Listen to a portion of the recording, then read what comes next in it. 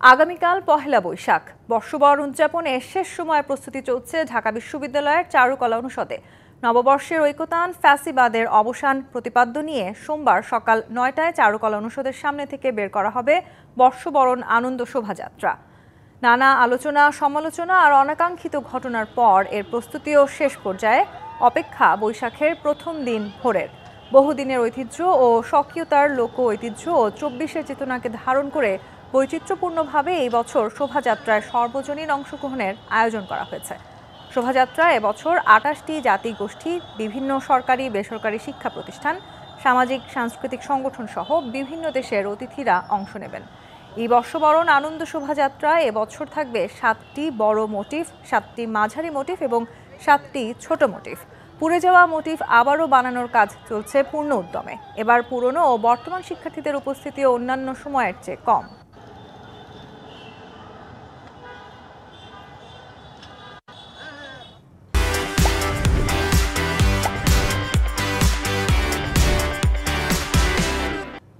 বর্ষবরণের বিস্তারিত জানাতে সরাসরি যুক্ত হচ্ছেন সহকর্মী মানজুমা আফরোজ নীলিমা। নীলিমা, রাত পোহালেই নতুন বছর, বাংলা নতুন বছরের বর্ষবরণের শেষ সময় প্রস্তুতির খবর এবং আজকে যেহেতু চৈত্র সংক্রান্তির অনুষ্ঠান চলছে, আপনি ঠিক এখন যেখানে অবস্থান করছেন ঢাকা বিশ্ববিদ্যালয় এলাকায় চারুকলায়, সেখানে কেমন অনুষ্ঠান দেখছেন সেই প্রস্তুতি সম্বন্ধেও জানাবেন আমাদের।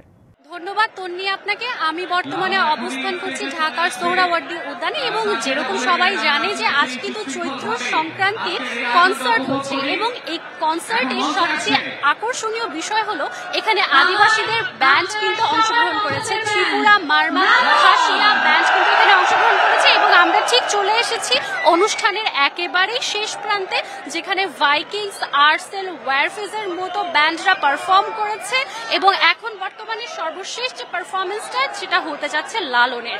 এবং এই গানের মধ্য দিয়ে কিন্তু আজকের চৈত্র সংক্রান্তির যে কনসার্ট সেটা কিন্তু শেষ হয়ে যাবে। আমরা একেবারে অনুষ্ঠানের শেষ প্রান্তে চলে এসেছি এবং এখানে জনসমুদ্র হয়ে গেছে।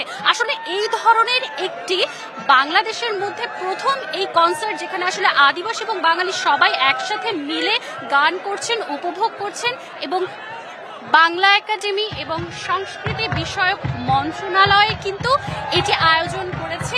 এবারে বাংলাদেশে প্রথমবার এটা আয়োজন করা হয়েছে এবং আমি বর্তমানে আপনাদেরকে এই মুহূর্তে চৈত্র সংক্রান্তির কনসার্টের শেষ মুহূর্তে দাঁড়িয়ে এই ছিল আমার কাছে সর্বশেষ তথ্য।